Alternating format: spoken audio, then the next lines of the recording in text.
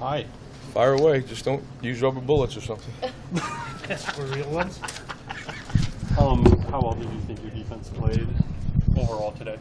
Well, we had a tough time in the first half. We knew coming into the game that there would be some new, where they had the bye week, basically 2 weeks to prepare for us, and it gave us problems. It really did. I thought Illinois did a nice job switching in and out of personnel groups, and they basically kept us off balance.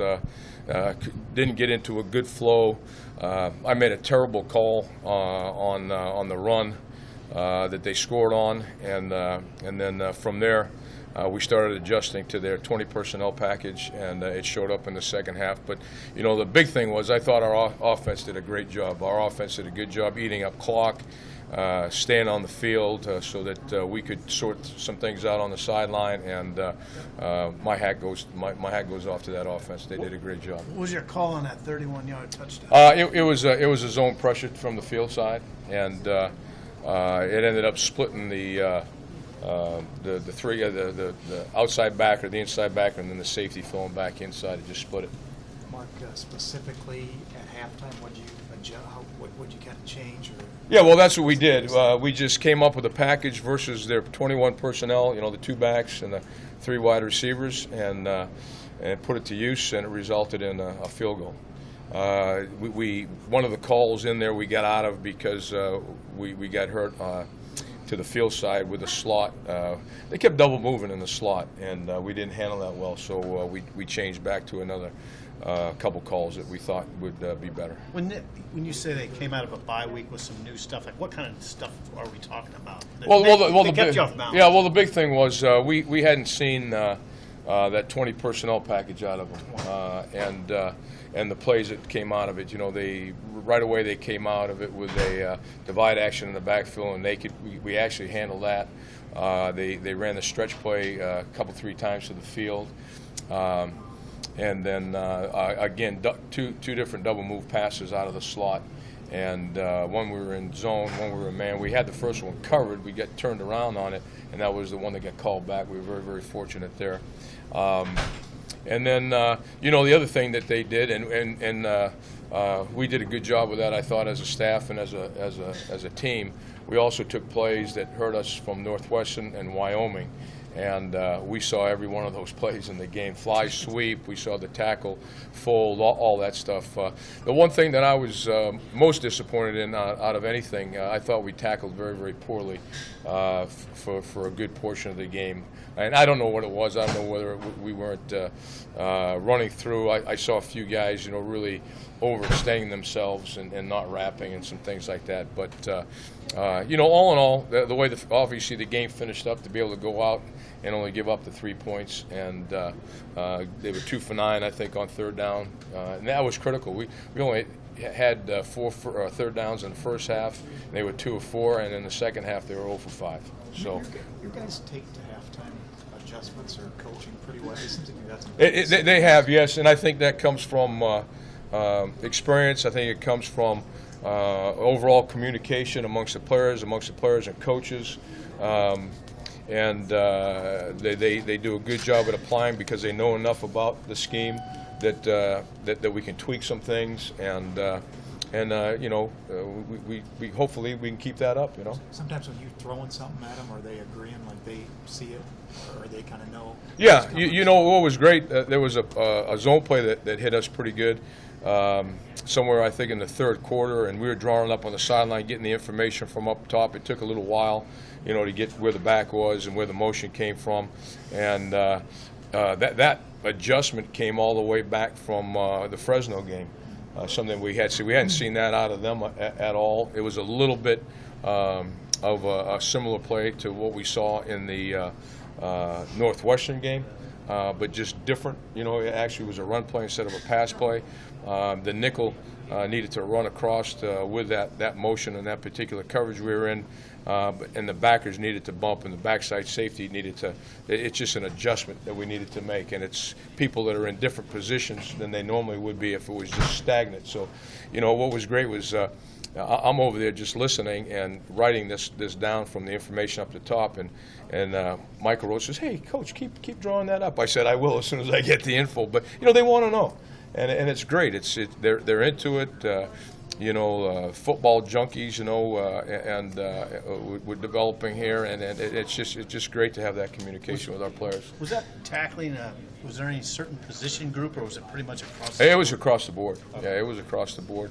I know, for me, a couple of the safeties, including the nickel, that I specifically coach. I had to talk to them about getting in better position and running their feet on the tackles. 76-8, you guys have outscored people in the fourth quarter, I think, this year in Nebraska. What's that? Does that say anything? I mean, what does that tell you? Well, that tells you that the players are determined to stay with it, to grind through the good and bad times, and they're starting to learn how to finish. How do you think, Michael? And Mark Phillips and the strength conditioning crew obviously have done a great job too, because their stamina is good. Although today we didn't take many plays, so but still you're out there and there's time gone by, and they've done a good job with that too. So. How do you think Michael handled this week? This whole week. I don't know. I didn't talk to him too much. I know Trent came in one day, he was fuming because he was in and out of like 3 or 4 or 5 different meetings. What was ironic, I just shared something with him just now. My son is a teacher out in Katy, Texas, and he sent me a George Carlin video from quite some time ago, and it had to do with the country, the government, politics, and all that stuff. And it wasn't real heavy, but it was still laden with the truth, only like George Carlin could present. I told Michael, I said, I want you to see this, and you'll appreciate it. But Michael, I think Michael's a very mature young man. Right, wrong, indifferent, whatever it is. I mean, he's privy to his own opinions, and I think everybody respects that because people respect Michael, and that's what's great about this country. People have freedom of choice. Did you feel like your guys were ready? I mean, did you feel like they were dialed in early? Coming out of the gate. Well, I mean, just because it was a negative result, I don't want to react the other way. I think yes, we prepared very hard this week. Did you?